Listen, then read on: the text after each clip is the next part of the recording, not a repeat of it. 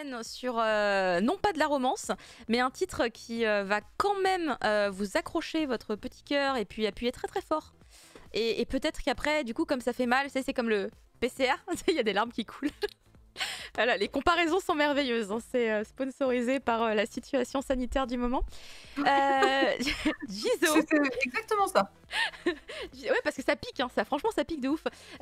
Quand on lit Jisoo, parce que c'est une très très très belle histoire. C'est ouais, moi je trouve ça quand même plutôt larmoyant. Alors après le truc c'est que attention, si vous êtes comme moi et que vous connaissez un petit peu la culture japonaise, les légendes, culturellement, enfin tout ce qui se passe par rapport au temple, vous voyez un petit peu tout l'aspect, pas forcément religieux, parce que c'est à mi-chemin entre religieux et finalement une espèce de folklore un peu mystique. Superstition. Voilà, merci, j'avais plus le mot, merci beaucoup. C'est vraiment plus sur l'aspect superstition, effectivement, du folklore japonais.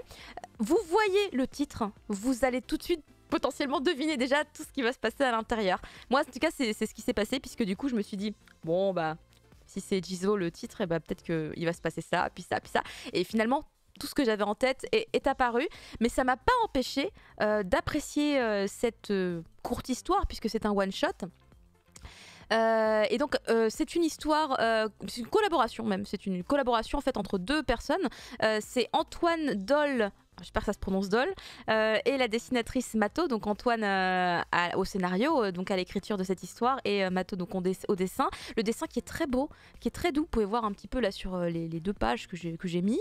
C'est vraiment très très très joli, et malgré ça, on peut quand même avoir de belles frayeurs, parce qu'il y a des moments, je vous dis, ça va faire flipper. C'est l'histoire d'un petit garçon qui s'appelle Aki, vous l'avez là d'ailleurs, c'est celui qui n'a pas la casquette, c'est facile.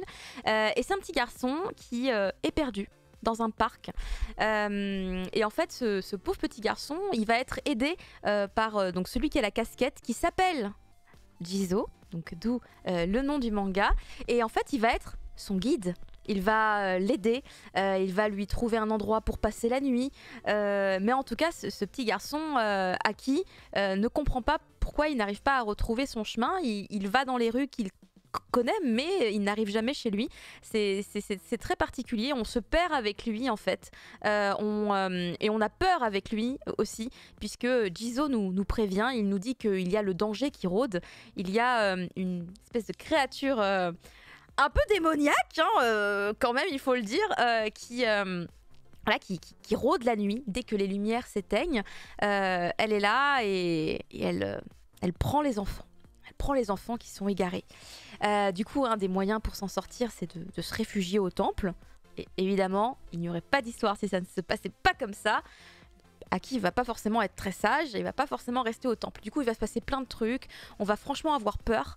Moi, j'avais peur, et en même temps, franchement, je crois les dernières pages, peut-être les 30, 40, 50 dernières pages, allez, je vais un peu plus loin. Oh là là, j'étais en larmes tout le temps. Les 50 dernières pages, en fait, on nous révèle beaucoup de choses sur la situation que vit cet enfant. Et même si je le savais, tu sais, je le savais. J'étais là genre, ah non, mais c'est trop terrible, et c'est trop dur. C'est vraiment, c'était très touchant. J'ai trouvé qu'au niveau de la narration, ça marchait vraiment bien à ce niveau-là. Et finalement, en fait, en y repensant, de me dire cette collaboration donc entre un artiste français et du coup une artiste japonaise, ça m'a fait penser à un conte de Grimm. Parce que vous savez, dans les contes de Grimm, finalement, tout n'est pas rose et mignon, hein. On n'est pas dans un Disney, au contraire. Il y a des situations, en fait, quand tu y repenses, surtout quand tu deviens parent et que tu racontes des histoires à tes enfants, et tu fais « Mais c'est effrayant, je vais pas te raconter cette histoire. » Et tu réalises que ouais, les contes de Grimm et tout, tu fais « Oh attends, la sorcière, elle a toutes les bouffé le fables gamin. » sont horribles. Mais oui, c'est terrible. Du coup, quelque part, pour moi, Jisoo, ça fait un peu office de conte dans le même genre, puisqu'on est un petit peu dans le superstitieux, dans le fantastique. Et ça marche bien, en fait. Si c'était un conte, je trouverais que ce serait un peu nickel. Après, je suis pas prête à raconter ça à mon enfant quand même. Parce que... Ouais, non, un peu difficile, je pense. Ouais, un peu trop tôt. Surtout la vieille avec les chaînes, là. Tu ah non, c'est dur. Franchement, c'est très tendu. Enfin, vraiment, une histoire super poignante. Moi aussi, j'ai eu du mal. À la fin, là, j'étais là. Pouf. Ninja Ouais. coupeur d'oignon, trop difficile.